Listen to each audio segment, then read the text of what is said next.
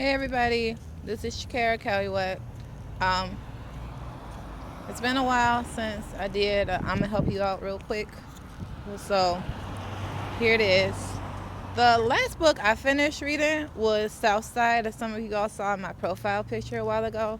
It's by Natalie Y. Moore. I met her at the Chicago Writers Conference. She's a really cool lady, so I bought a book. And she also works for WBEZ. And what I really like about her Southside book is I'll show you. I'll show you that later. What I really like about her Southside book is the way she integrates her personal story along with data and statistics about the different areas of Chicago. She talks about Bronzeville. She talks about Beverly. Well, that was one of my favorite parts. She talked about Beverly. She talked about BAPA. For those of you that don't know, which is Beverly Area Planning Association, how they were they were an integral part of keeping Beverly integrated. They would have couples come out to buy homes and do statistics about which homeowners would let black people come in and look at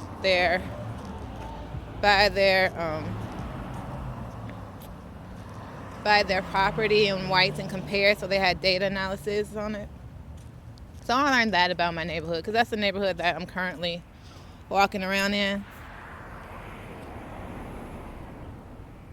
So that's a little glimpse of Beverly that's a little glimpse of Beverly that Natalie Y. Moore talks about in her book, The South Side. She also talks about Bronzeville, about how segregation is very deep in Chicago, and about how Lorraine Hansberry, for those of you that don't know, she wrote A Raisin in the Sun about her.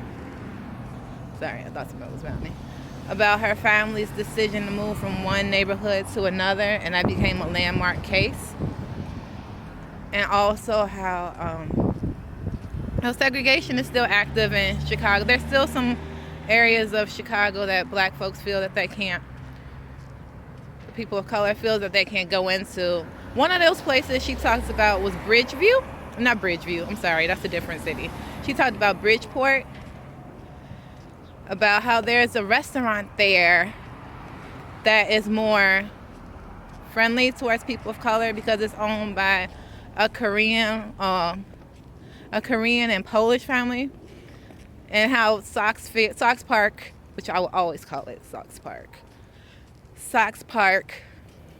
has been a haven for people of color inside there. And I just really like The South Side by Natalie Y. Moore. I'll put it up as my profile picture. I really like The South Side by Natalie Y. Moore because it gives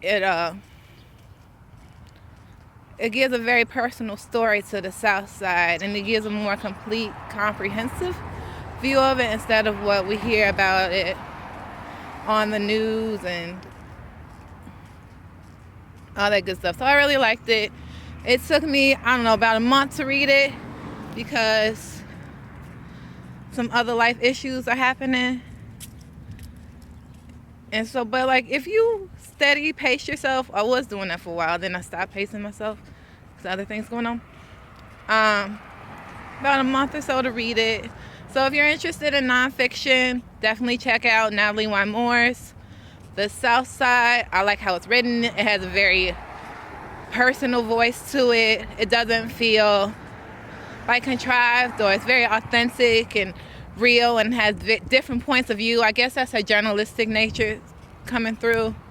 She talks about Whole Foods. She has this chapter called Kale is the New Greens, about how Whole Foods is moving into Inglewood, and how some people think it's very good for the neighborhood and some people think they're regentrifying. She also, in that chapter, she talks to residents about it, and she also talks with Whole Foods Corporation about it. And I'm saying I'm a lot. And Whole Foods isn't, in Chicago's Inglewood area, isn't the only place where Whole Foods has stores like that in food deprived areas. I guess that's the best way to say it. They also have places in Detroit and I believe New Orleans. They have one in New Orleans. So that's what I learned from the book.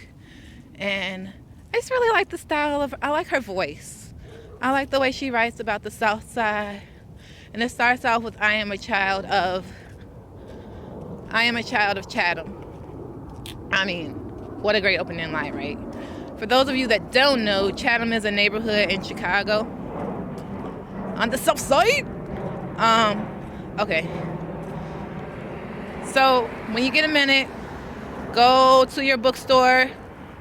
I would recommend an independently owned bookstore, like maybe Open Books. Yeah, try Open Books to get your book, Southside by Natalie Y. Moore. So that ends this episode of I'm gonna help y'all out real quick. Hope I'm saying that right. But shout out to Joyce Lee, and I'll tell you more about the next book that I'll be reading, which is dun dun dun dun dun dun dun dun dun dun.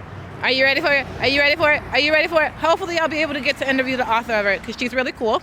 She is a Jeopardy, and I just learned this, a Wheel of Fortune champion. Oh my gosh. She's a great artist and has been very helpful towards me in doing and giving me advice for my next book, Lovely Black, which will be coming to you soon for the cover. Her name is, I'll get right to the point. Her name is Tiffany Goller, and she wrote this book, A Bitter Pill to Swallow. So I look forward to telling you all about that. So that'll be my next profile picture. Excuse me. I just came back from Ali's Cafe, so this is on my way home. So, book I read. I'm talking a lot. The book I read was Southside by Natalie Y. Moore. And the next book I will be reading, well, book I'm currently reading, is A Bitter Pill to Swallow by Tiffany Goller. I'm going to help y'all out real quick. We'll be coming to you soon.